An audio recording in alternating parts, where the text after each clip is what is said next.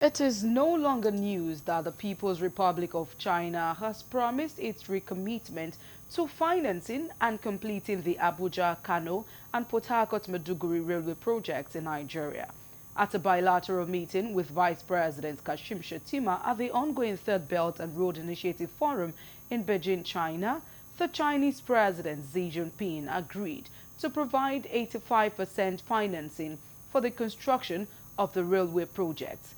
Meanwhile, Nigeria, which had the duty of paying the 15% balance, had paid its part of the funding from inception of the project through appropriations. In this report, correspondent Nabuchi examines the loans from China and its implication on the Nigerian economy. According to a quarterly debt report released by the Debt Management Office (DMO) published recently, Nigeria's total public debt, federal and state government, has hit over 49.85 trillion naira at the end of the first quarter of 2023. The latest figure increased by 3.60 trillion from the sum of 46.25 trillion recorded at the end of December 2022. According to the report, the 5 countries Nigeria is owing include China, France, Japan, India, and Germany. The agency said Nigeria owes these 5 countries a total of $5.16 billion as of March 2023, marking an increase of 2% compared to the $5.07 billion in December 2022.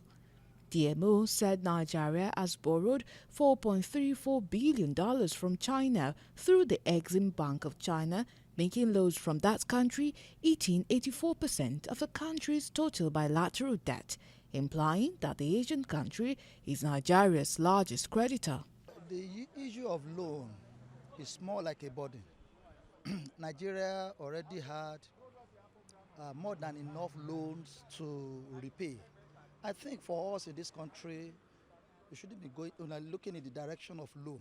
To be frank with ourselves, we should look for other alternatives. We can generate more revenue, meet up with our infrastructures, especially the area we have deficits. But for loan now, it's like you are getting more deficit, more minuses for children unborn. Fundamentally, loans are meant for investments that should ordinarily generate resources that will pay back those loans. And unfortunately, the loans we've been collecting over time is not even loans that are tailored towards investing so that they can pay back itself.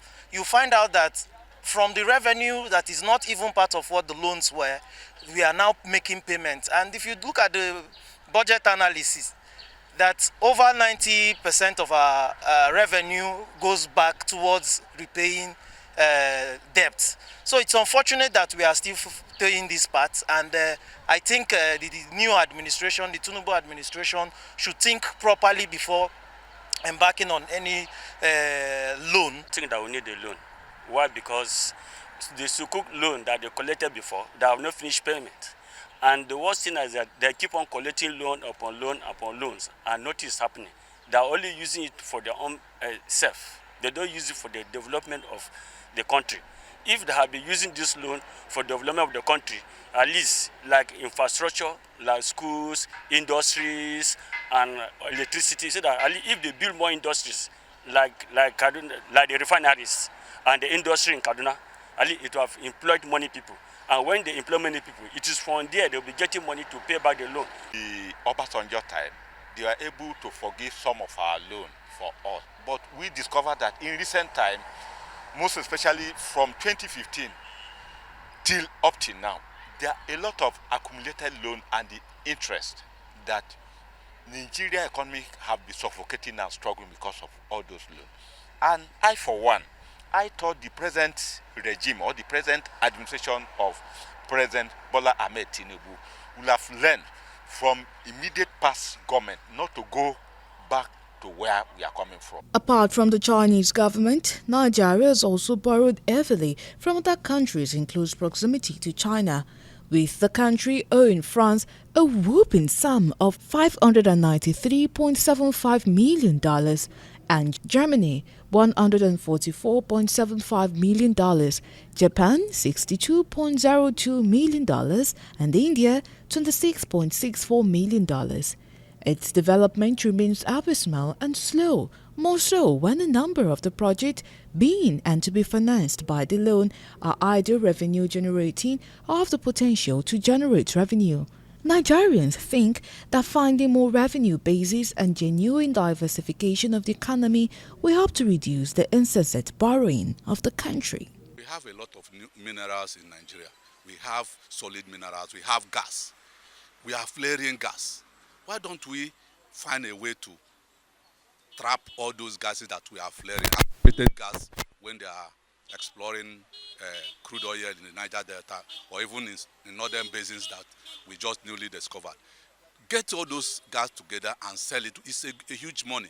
I read the other day that I think it was around June that we have flared 500 and something million dollar worth of gas from January to June this year.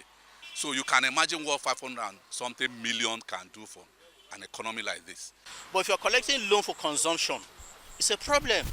And that was what Buhari was doing. And that was why we were complaining about loan. But if you channel your loan, there's no country that doesn't collect loan. But how do you channel the loan?